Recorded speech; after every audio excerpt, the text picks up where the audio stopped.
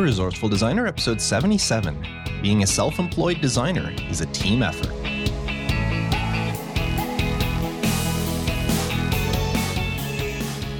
Welcome to the Resourceful Designer podcast, offering solutions to streamline your graphic and web design business so you can get back to designing. And now, your host. He once stayed awake for 60 hours just to see if he could. Mark DeCote. Welcome to the podcast. Thank you so much for tuning in this week. I have a really interesting topic I'm going to share with you. How just because you are a self-employed designer, maybe working from home, doesn't mean you're working alone. It requires a team. And I'm going to discuss more of that later in the podcast. For now, I want to share a little, you call it a happy dance moment I had earlier this week.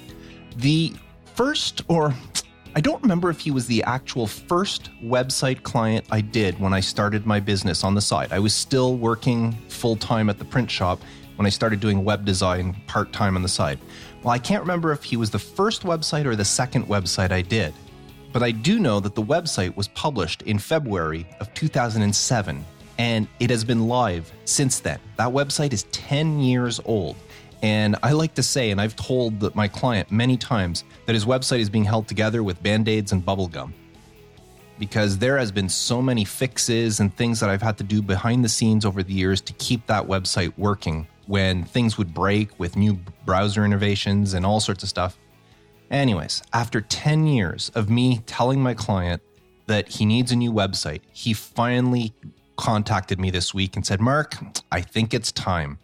So I gave him a proposal and he agreed, and we're finally going to redesign as I said, I think it might be the very first website I ever designed for my business. Well, it's finally going to get an update. Luckily, most of the content is evergreen. The content doesn't change. So it's just a matter of redesigning a new look to the site, obviously making it mobile friendly, responsive, getting rid of the Flash header that's on it. Ugh, Flash. It was the one and only website I ever used Flash on. I learned Flash to do this website, and after doing it, I said, I'm never touching Flash again. But it's been there for 10 years. And that's one of the problems that I've had with it, is trying to keep that Flash working. And when you haven't touched Flash in so long, every time I'd have to go troubleshoot something, it was learning it all over again. So I'll be really glad to have that website all updated, brand new, squeaky clean, and shiny. So I tell you, I did a little happy dance whenever he called and said, "Mark, let's do a new website." Now, I would love to know what you're up to these days. Visit the show notes for this episode at resourcefuldesigner.com/episode 77 and let me know what you've been up to lately. Now, I want to thank everyone who signed up to be a Patreon of the Resourceful Designer podcast, or Resourceful Designer in general. It really means a lot to me that you find enough value in this show that you're willing to support it. Now, if you would like to support the show for as little as $1 per month, if you think you receive any sort of value, if you are enjoying this show, if you look forward to the next episode and you think that it's worth at least $1 a month, head on over to resourcefuldesigner.com/Patreon, and that's Patreon, and sign up with your pledge today. Every penny goes to support Resourceful Designer. And now, this week's tip of the week. Now, this tip might seem a little counterintuitive, but what I want to say is when you're working for yourself, when you're a home-based graphic designer, there will be times when you are going to be super busy. You're going to have so much work to do, you won't know how to handle it all. But then there's going to be other times where you're going to be sitting there going, I've got basically nothing to do. Where's all this work that I'm supposed to be doing? Why is nothing coming in? In fact, in the Facebook group, I just put in an image that I found earlier this week that depicted exactly that. The two states of freelance designers. Either you're so overwhelmed that you don't know if you're going to be able to keep up with the work, or you're sitting there twiddling your thumbs because nothing's coming in. Well, my tip for you this week is, in order to try to avoid those lows, those valleys in your production, try to work on your promotional material, whether it's your website, your brochures, your social media. You need to work on that stuff while you're busy. A lot of people say, well, I'll work on that when stuff gets slow, then I'll start working on that stuff. But the problem is when work is slow is not when you want to start working on that stuff. The point is to work on your marketing material, to build up a clientele, to attract new clients so that your lows aren't as low as they could be. You're trying to fill those lows. And in order to do that, you need to make your marketing material beforehand. So as I said, it's a little counterintuitive, but if you schedule some time into your day, even if it's just 5, 10, 30 minutes, an hour, schedule some time in your day to work on your own promotional material, your own marketing material, whether it's your website, electronic stuff, or print material. If you spend some time while you're busy, schedule it into your day and work on this stuff, get it out there, and it will help you build momentum, gain new clients for the times when you would normally see that dip. And that dip, as I said, won't be as grave because you will be having clients during that time. And this isn't just for graphic design. Any industry this applies to. The best time to promote yourself is when you're busy. So that's this week's tip of the week. And now, being a self-employed designer is a team effort. Have you ever heard the saying, it takes a village to raise a child? What that saying means is that you are the sum of everybody around you. A child that it grows up is the sum of not just the parents and siblings, but of everybody around them. And this analogy can apply to your business. In your business world, you are the child, and you require the village around you in order to raise you properly.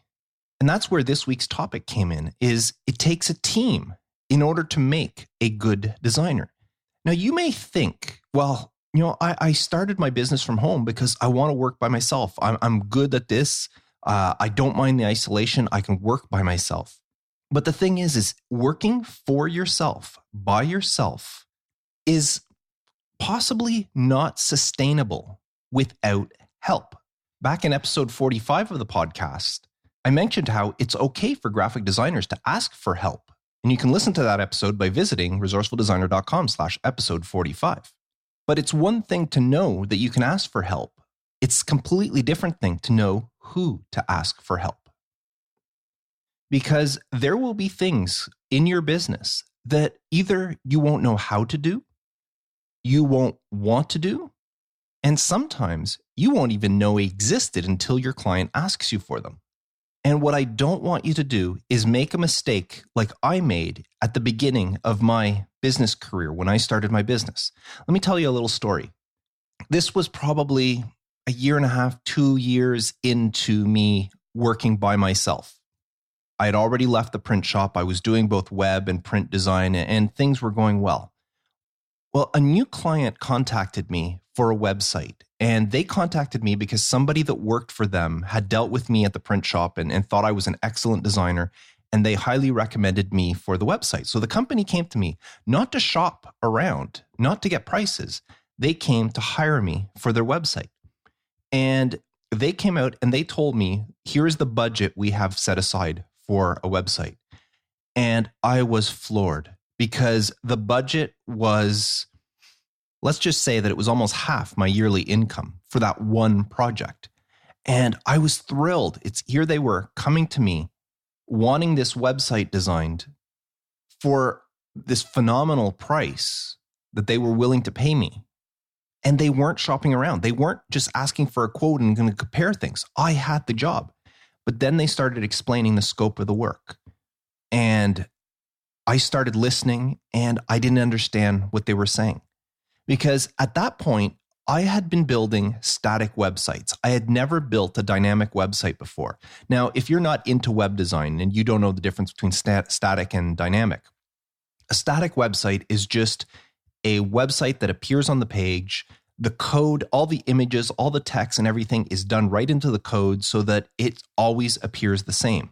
Where a dynamic website connects to a database somewhere and gathers information, pulls information from that database, and could possibly change the way the website looks, depending.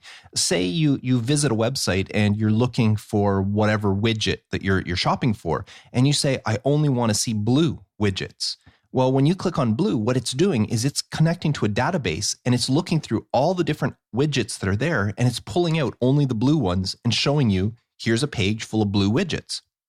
And then you say, well, I like the blue ones, but I only want the blue ones that have rounded corners. Well, you can check off another filter and it goes to the same database. And now it sorts through and pulls only the blue ones that have round corners.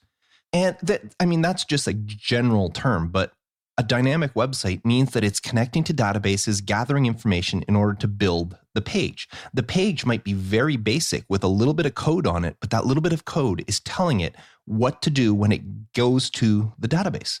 Well, at that point in my career, I had never really done a dynamic website. I had been toying with the idea of learning some PHP and MySQL. And I said, it's something I should get into because I saw things were moving towards more dynamic. Because remember, before that, almost all websites were static. Well, this client came to me and their website was very dynamic. They had a database already in place, which they wanted the website to connect to in order to pull all the information of their wares and what they had. On top of that, there was a national database that we would need to connect to in order to pull information for anything that they didn't have within their facility. If it wasn't available on site, then the website would have to connect to a national database where the visitor could then either request or anyways, they would do whatever they needed to do on the website. And the more they started talking to this, the more I kept thinking, I don't have any idea how to do this. So I asked them, I said, let me go back and let me figure some stuff out. And I took about a week to research and try to figure out how this is done. And at the end of the week, I just realized that I can't do this. I wasn't there yet. I didn't know enough. I didn't want to take on this project and fail for such a big project, especially at such a huge price. So I went back to them and I told them, I said, I would love to work on this project, but I'm not there yet. I'm not capable. I looked into it. I tried to see if this is something I could learn to do, and it's just not feasible. Thank you very much, but you're going to have to find somebody else to do this website. And I let it go. And that would have been the biggest job I would have ever done to that. Actually, thinking over it, that probably would have been the biggest website I've ever done, even up to today. I don't think I've ever done a website for that price. And I thought, well, this is the right thing to do because I can't do this. I don't know how. Now, in hindsight, looking back, I could kick myself because the answer was obvious. All I had to do was find somebody that knew how to do it to help me out. But I was early. I was new to running my own business. I'd only been in it, as I said, maybe a year and a half, 2 years. And I hadn't grown to that point yet where the knowledge that running a business by myself, being self-employed, required a team. And I didn't have that team in place. I had some team in place, but I didn't see it as that yet. And if I would have looked further, I could have found somebody easily to build this website because it's not a difficult thing to do. It's only difficult when you don't know how to do it. But there are lots of people out there that could have helped me for a fraction of what they were paying me. And I would have still made a very, very nice sum. And I could have still designed what the website looked like. I just needed somebody to help connect the database to it. But I turned that job down because I didn't know how to do it. And I didn't know at the time that I should just take on the job and find somebody to help me do it. So I don't want you to make that same mistake, especially if you're just starting out and you're new to this self-employment thing. You got to realize that you need a team to surround you. Now, I'm not talking about employees. I'm just talking about people that you can go to. And if you surround yourself with the right people, they can really help your business succeed.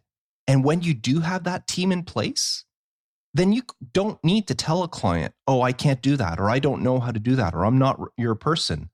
You can say, yep, I can do that, or yes, I have somebody that can do that, or I can work with somebody to do that.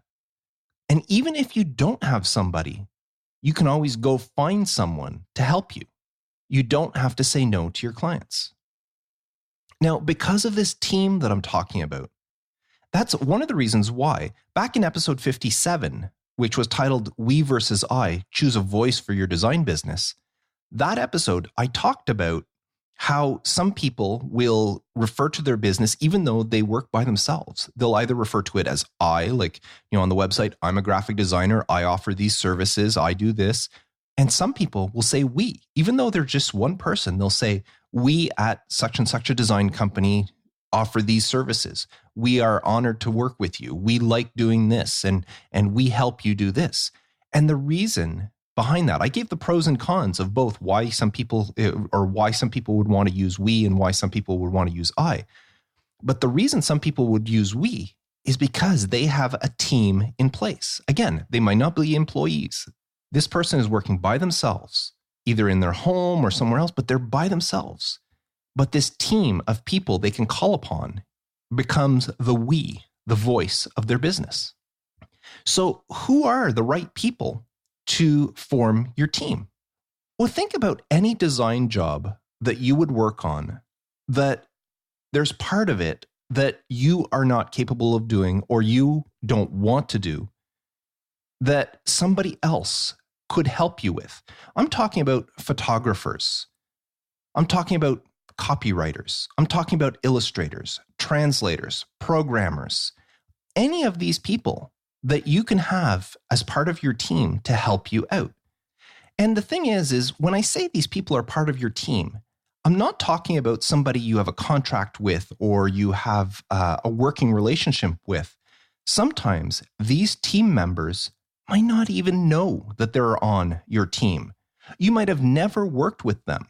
But what I'm saying is when you build a team, you build a network of people you could turn to. And you will have specific people for certain things. Take photographers, for example. Way back in episode 3, right at the beginning of this podcast, I interviewed Brett Gilmore, an award-winning photographer from Calgary, Alberta. And we talked about how a designer should be dealing with a photographer, working with them to make sure they get the best things. Well, when you're dealing with photographers, you got to remember that just like designers, there are different photographers out there. And depending on the job, the project you're working on, you might go to different photographers. I know in my personal team, quote unquote team, I have several photographers in my local area. If I need an architecture shot, I know there's a certain photographer that does really nice architecture, so I can contact him. If I want a portrait, like say there's a CEO and we're doing something and the CEO needs a really nice photo, maybe behind their desk signing a contract or whatever. There's another woman in town who does beautiful portrait photography. I would hire her. I won't hire the person who's good at architecture to do the other. And there are so many different things. If you're doing photography of animals, if you're doing product photography, you can have a whole bunch of different photographers in your list of photographers for a specific project. If you need something, client comes up with it, they invented some new product and they need some good photos taken for the packaging and for the marketing and all that, you can hire a photographer who specializes in still life or product photography and that sort of thing. And the same goes for everything else. Translators. I live in an area where we're less than an hour away from Quebec in Canada. And as soon as you cross the border into Quebec, all marketing material there has to be predominantly French. If it's bilingual, French has to appear first and French has to be predominant. So a bigger type font size than the English and so forth. So anything that I do for a client that might be shown in Quebec has to have French on it. So I have translators in my team. I call it a Rolodex, but it's not actual Rolodex per se. But in my Rolodex, I have several translators, and some of them are for specific things. I have one translator that specializes in the medical industry, so they will translate medical terms. I have another one that specializes in the computer industry. So if I have anything technical or that, then they are the translator. For general things, I have another translator who is also a school teacher, and they will translate stuff from English to French or from French to English. And just because somebody translates from one language to another doesn't mean they can do vice versa. So keep that in mind. If you have a translator that translates stuff from English to French, doesn't necessarily mean they're good at translating from French to English. Sometimes your results may vary depending on the person, because some people would be really good at translating something from English to French, but not vice versa. And that's just two languages. What if you need something translated into German or something translated into Spanish or in another language like Arabic or Chinese or Japanese that uses a completely different alphabet? You need somebody special like that. I remember years ago having a job that needed to be translated into, I can't remember if it was Mandarin or whatever. And given this translation, I had no way of knowing how accurate the translation was. So you can have multiple, that's what I'm trying to get at this whole point, is you can have multiples of the same skill. So a translator, you might have one that does English to French, you have another one that does German, another one that does whatever, Swahili, I don't know. The same thing goes with copywriters. Copywriters are a great value. They are wordsmiths. They could take a sentence that you would write out and fine tune it to a work of art that would make people just want to jump out of their seat and send money or click on a link or pay or whatever. That's their skill. But again, copywriters, you will have copywriters that specialize in the computer industry, in the medical industry, in the farming, agricultural. There are copywriters who specialize in certain areas. Programmers. I mean, you can get programmers from just about any language out there. When it comes to design, you're probably going to be dealing with people that know JavaScript, that know HTML, CSS, PHP, MySQL, and there might be so many more, Ajax. Well, you can have different programmers that specialize in these different languages that are kind of quote unquote on call to help you in case you need them for a certain job. Now, maybe it's just something part of a design job that you are not good at. I've mentioned before that I'm not an illustrator. I can draw basic things, but I'm not good at illustration. At least I don't think I'm good. And anytime I require an illustration, I will go hire an illustrator to do it. And again, I don't have one illustrator I go to. It all depends on what type of illustrations you need. If I need something that's done in the Japanese, whatever you call it, anime style, well, I would choose a certain illustrator. If I want somebody that does something that looks kind of like the Winnie the Pooh style, there would be somebody else.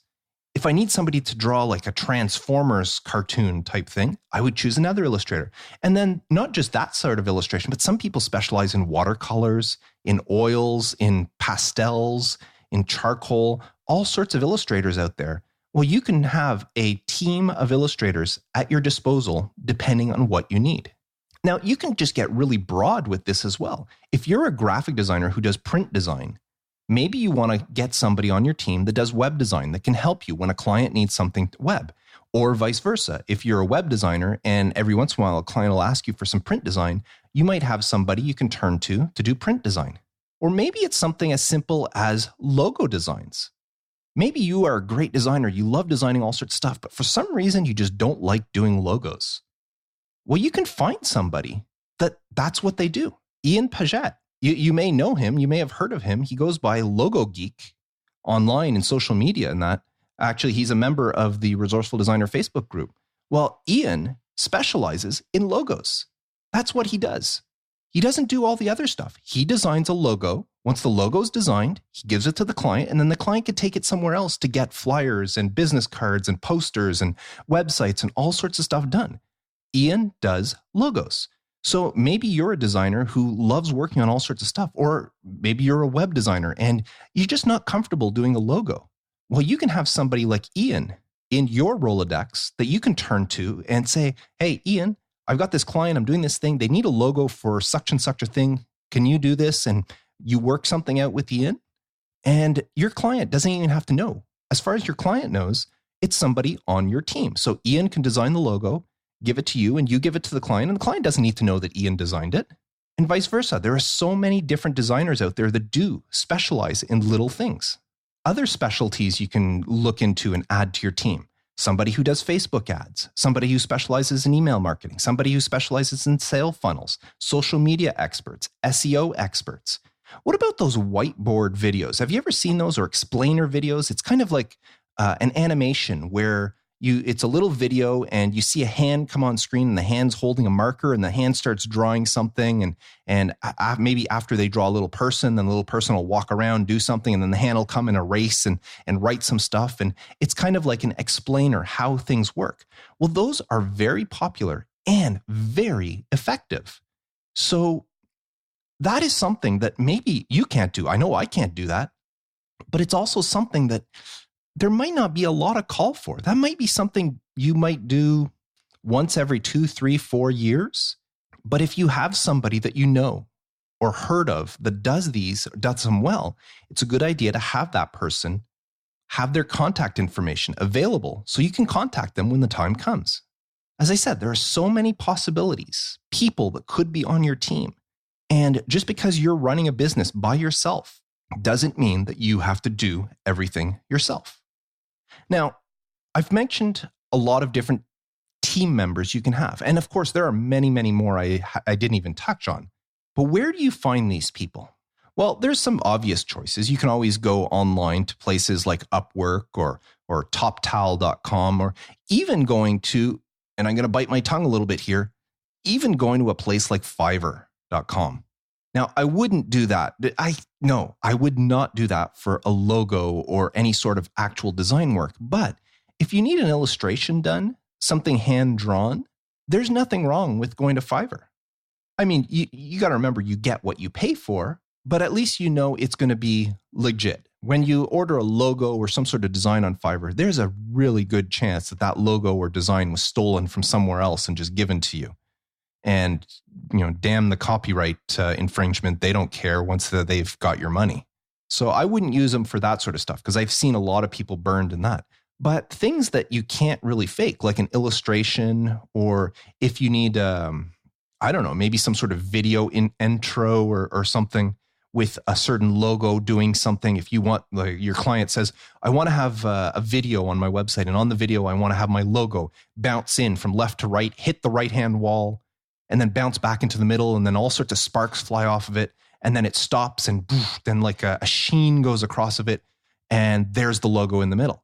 Well, that's something you can hire somebody to do if it's not something you are capable of doing yourself. And you can hire somebody on Fiverr, on Upwork, on TopTal, or many other sites out there for this sort of thing. But that's not the only place. I just mentioned that if you need somebody and you're in a bind, you can look at these websites. And I've hired people before. I've mentioned before in a podcast where I had a website that was an e-commerce platform, and it was on a platform called PrestaShop. And I was able to get it up and running. I was able to get it working. But when something happened and there was an error and the site was down, I had no idea how to fix it. So I went to Upwork. At the time, it was Elance. They've switched now. It's called Upwork. But I went there and I searched in for somebody who was an expert in PrestaShop. And I hired them for 10 hours of work to fix the website. And they did. So for a short while, that person was part of my team. My client didn't need to know that I had hired somebody else. They just needed to know that the website was fixed. But there's a lot of other places you can look for these type of people other than just online. In fact, you can gather information about these team members everywhere you can. Podcasts, conventions, on social media, in person, through word of mouth, anywhere you can think of, magazine ads and articles. I can tell you that just listening to podcasts, I listen to a few other design podcasts, but I also listen to business podcasts, entrepreneurial podcasts, and other such things. And when you're listening, every once in a while, maybe there'll be a guest on, and the guest is a specialist in something. Like maybe somebody will have somebody who started an SEO company. Well, I'll mark that person down in my Rolodex, again, my virtual Rolodex. I'll mark down so-and-so works at this company. They're an SEO expert. Somebody who talks about publishing books. Maybe they're a copy editor. And it's like, you never know when a copy editor might come in handy. That person's name, this is their website, this is their contact information. If they gave it, they're a copy editor. And I get a lot of people from podcasts. Just, somebody will talk and it's like, oh, this so-and-so person, this person is a great web developer. Okay, well, there's a great reference. They just mentioned somebody. They're saying that this person is a great web developer. I'll mark down their name just in case I need somebody or it comes across. I might never need that person, But I have somebody, and if somebody recommends it, I will mark down who recommended it. Where did I hear this person's name? And I have people that I've written their names down years ago. I've never used them, never had a need to. But if I ever comes across, I might try to contact that person. Now, who knows? Maybe they won't be available to do the job. But it's a start. It's better than going in blind and saying, I need somebody to translate something from English to Spanish, and I don't have a clue where to look. Well, if 5 years ago somebody recommended a translator on some show or in some article I read, and I marked him down, that's the first person I'll turn to because it was a legitimate referral from somebody.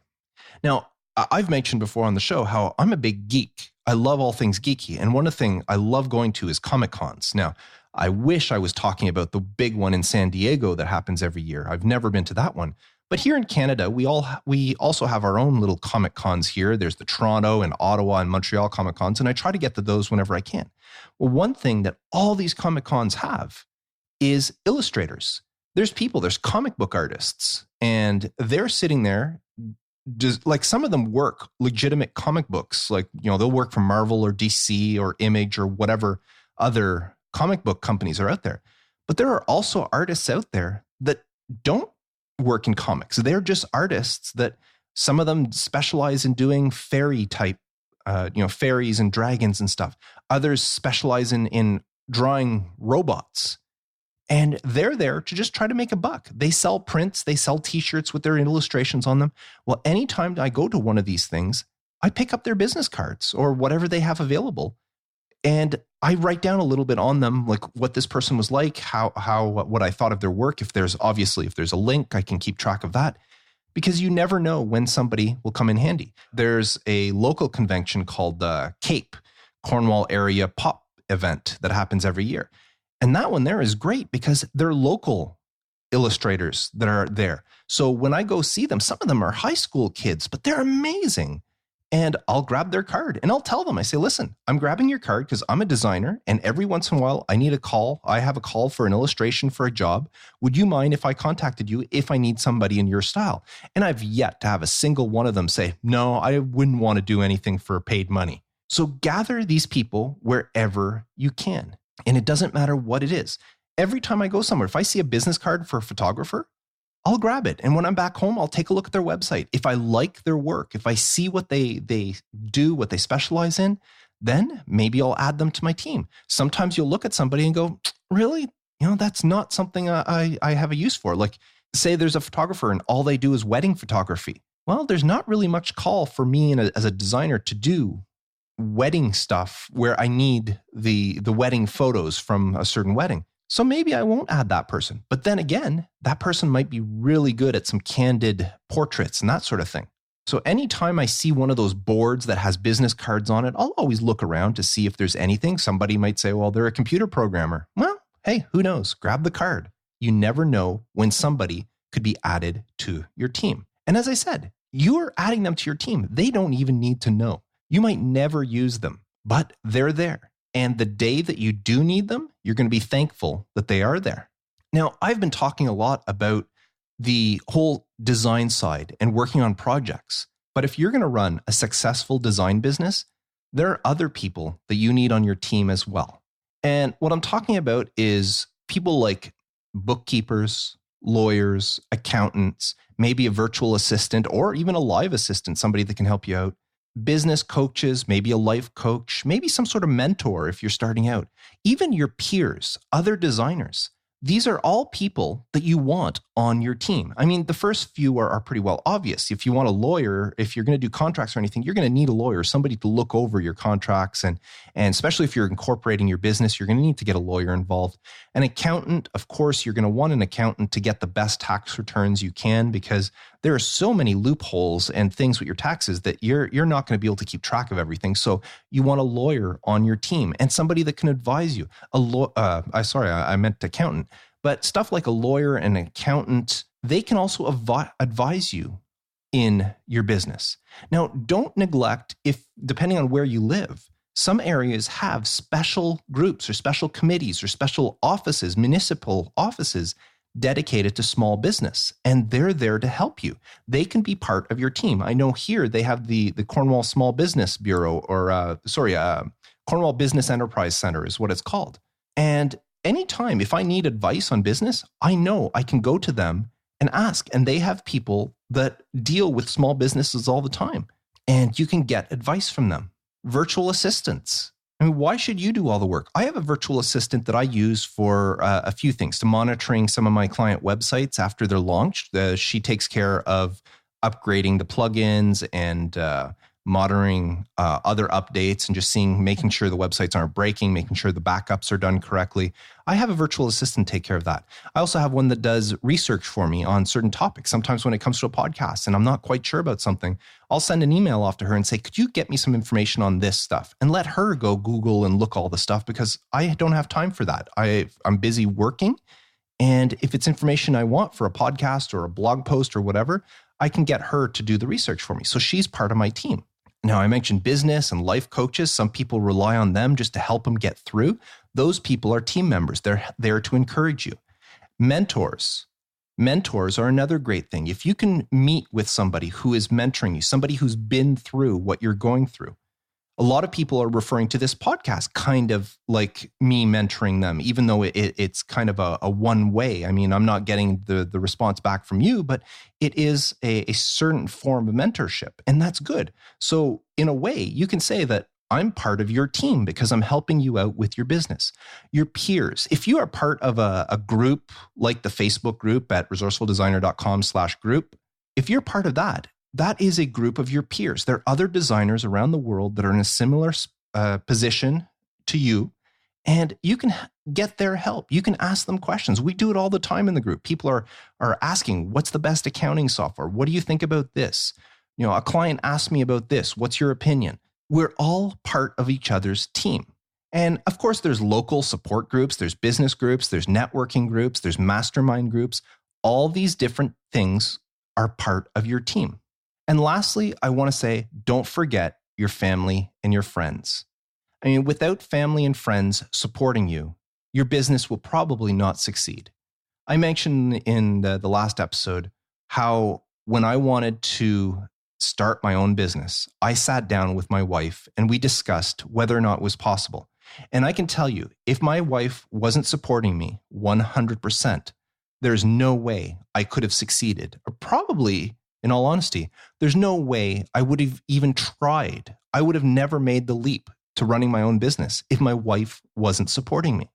So you need that. You need your family and your friends. My parents at the time were 100% behind me. They believed in me that I can do this because I said I could. And my friends, the same thing. And friends are also great. When I started my own business, I had a friend of mine that all of a sudden I had design work from him. And it's like, okay, where did this come from? I didn't even know he was getting stuff designed. I worked at this print shop for years and I didn't know he was getting stuff designed for certain things. And he said, yeah, he just didn't like using that print shop. So he never came to me and he never bothered bringing it up because he thought it might be a sore point. But as soon as I started working for myself, all of a sudden, all his work came through me because we were friends. So don't forget that family and friends are also part of your team. So that's basically what I wanted to talk about in this week's episode, is how even though you might be working by yourself, you might be sitting at home in front of your computer all alone doing the work, you are not alone. You have a team supporting you. And as I said, even if those team members don't know they're there. So the next time a client calls up and says, you know, I have an idea. I would love to put one of those whiteboard explainer videos on my website. Is that something you can do? You can turn to the client and said, I've got a team member that can handle that. And that goes a long way in building your business, building your reputation through referrals, word of mouth, and all of that. Because when people start finding out, hey, they can do this, even though you're not the one doing it, that's the way they're going to be supporting you. They're going to be saying that you did it. And it was all because of the team you formed around your business. And that's it. Now, I would love to know what sort of team you have around your business. Do you have regular team members you go to? Do you have people that you've never actually contacted, but you have them ready in case? Have you had good luck with team members? Have you had any bad luck with team members? Please visit resourcefuldesigner.com/episode 77 and leave a comment there. I would love to hear from you. And now, this week's question of the week. This week's question comes from somebody who put their name down as Mrs. Flowerpot. Mrs. Flowerpot asks, how do you politely decline clients who request part of your intellectual property? Example, supplier's details, how I created a particular graphic, and more specific questions about my practice that has taken me years to gather the knowledge for. These incidences have happened to me in the past, and in trying to be helpful, I have in fact allowed them to take work and fees from me. Am I holding my knowledge too tight? How much should we share? And how do we decline their requests without the conversation becoming awkward? Well, thank you for the question, Mrs. Flowerpot. And my simple answer is, it shouldn't be awkward. It should just be simply that's my business. That's how I work. You don't have to tell them anything. I was just talking all about these team members. You don't have to tell somebody that you're not the one doing the work. When I hired that expert in PrestaShop to fix that website that had an error, I didn't tell my client that I was hiring somebody to do that.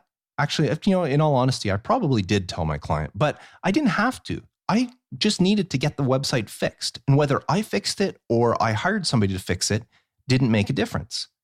Whenever I've been hired to do a brochure or something that required, or a poster that required an illustration, and I've hired an illustrator to do the illustration because, again, I'm not an illustrator, my client may or may not have been told. And if they are told that I've hired an illustrator, I don't normally tell them who the illustrator is. I'm the go-between.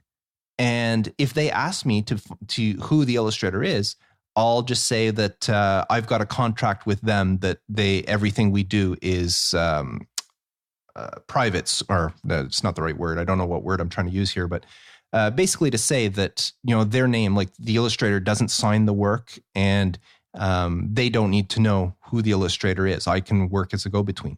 And it doesn't have to get awkward. If they start demanding stuff, like especially how you created a particular graphic, what I would tell somebody, if they say, well, how did you do that in Photoshop? I would say, with over 25 years of experience, that's how I did it. And I would just laugh and leave it at that. I don't have to explain to somebody how I designed something or how I achieved a certain effect in Photoshop or Illustrator. I just need to provide them with the final samples. And there's nothing wrong with telling them that that's your secret. It's trade secrets. I actually I had a running joke with a client that he didn't even know it was a running joke. There was a client that I was getting some printing done, and he kept asking me, which printer am I using? Which printer am I using for this? And I would just jokingly say, oh, it's trade secret. And he goes, come on, Mark, can't you tell me? No, it's trade secret. Well, little did he know, and I never actually told him, the name of the printer is actually Trade Secret. That's the printer I used for the job. They're somewhere out in the Toronto area or Toronto suburbs, and the printer is called Trade Secret. So I was actually telling my client, but the way I said it, jokingly, he was kind of like, oh, okay, fine, don't tell me, that's fine. So anyways, I thought that was funny at the time. But all this to say that it's your intellectual property, your suppliers, your knowledge. You do not have to share this. When I order t-shirts and I have a screen printer, I don't tell people where I get my t-shirts. All I do is tell them that this is the brand of t-shirt I'm getting, and I can get them to you at this price. If you need more t-shirts in the future, by all means, contact me. Or if you know somebody else that's looking for t-shirts, have them contact me. But I'm not going to tell you where I'm getting the t-shirts from. That would be like shooting myself in the foot. If I tell somebody where I get my t-shirts, then it's easy for them to go see that I'm buying them for $1.50 a piece and selling it to them for $3. Well, why are they going to come to me in the future? They're just going to order the t-shirts directly. So there's no way I'm telling them where I'm getting them. Now, I will say that I am more lenient when it comes to my peers. So like using the t-shirts, for example, if another designer was coming to me, and it had to be a designer I liked or I knew well. If they asked me, Mark, where are you getting your t-shirts from? I will tell them where I get the t-shirts, because that's how I found out. A lot of the places I use, I found out through other designers. There was a designer in town that was doing t-shirts, and I had one place where I was getting t-shirts. They went out of business, and I called up this other designer. His name is Kevin. And I said, Kevin, my place, you used to use this place. And he says, yeah, I use them, but they went out of business. Where are you getting your t-shirts from now? And he told me where he was getting his t-shirts from. And I've been using that place ever since because it was a great deal. So I will share with other designers, again, if I know them and if I think it's of value to both of us, because sometimes sharing with them, they'll eventually share something back with you if you ask. So that's my, I guess, long, short answer, Mrs. Flowerpot, is it's your property. It's your knowledge. You don't have to share. And it doesn't have to be an awkward conversation. Just say that that's something that, I keep private. I don't need to share that. And if the client is really pressuring you for it, it might not be a good client to keep because you know that they're just looking for information to get away from you. So I just wouldn't worry about it. So I hope this answers your question. If not, send me another email and we can continue this discussion afterwards. But those are my thoughts. Now, if you would like to send a question to the podcast for me to answer in a future episode, please visit resourcefuldesigner.com/feedback, where you could submit your question for me to consider. And now, before I go, I want to share another iTunes review I got. This is another 5-star review. This one came in from Katya Lax from Australia. She says, "Hi, Mark. Thank you for the great podcast. I've been a web designer for over 15 years and very much like you started when we had to code. I've always worked from my home on my own. So it's great to hear tips, advice, and points of view from another web designer. Thank you for sharing. I look forward to hearing each one of your podcasts." Well, thank you for that, Katya Lax, all the way from Australia, the other side of the world. I love getting these reviews. And if you would like to leave me a review, no matter where you are in the world, please visit resourcefuldesigner.com/iTunes, and that will redirect you to the iTunes store in your part of the world, wherever you are, where you can leave a review. And I've got a handy little service called My Podcast Reviews that sends me all those reviews as they come in, no matter where they are. Now, before I sign off for today, I just want to remind you of the tip of the week that I had. And that was work on your promotional material while you're busy. Find some time in your schedule to work on things, because the whole point of working on this promotional material is to garner new business for those lulls. You don't want to wait till you have no work to work on to then start working on your promotional material to try to build up new work. It's counterintuitive. So that's it for this week's episode. Thank you so much for tuning in. If you do enjoy this podcast and you think it's of value for designers, please share this with a fellow graphic designer. Send them over to resourcefuldesigner.com and tell them about the podcast. I would love to grow the community. And once more, if you do think this podcast brings any value to you, please consider becoming a Patreon of the podcast by visiting resourcefuldesigner.com/Patreon, Patreon, and signing up for as little as $1 per month. Until next time, I am Mark Decote, wishing you all the best for your graphic design business. And as always, reminding you to stay creative.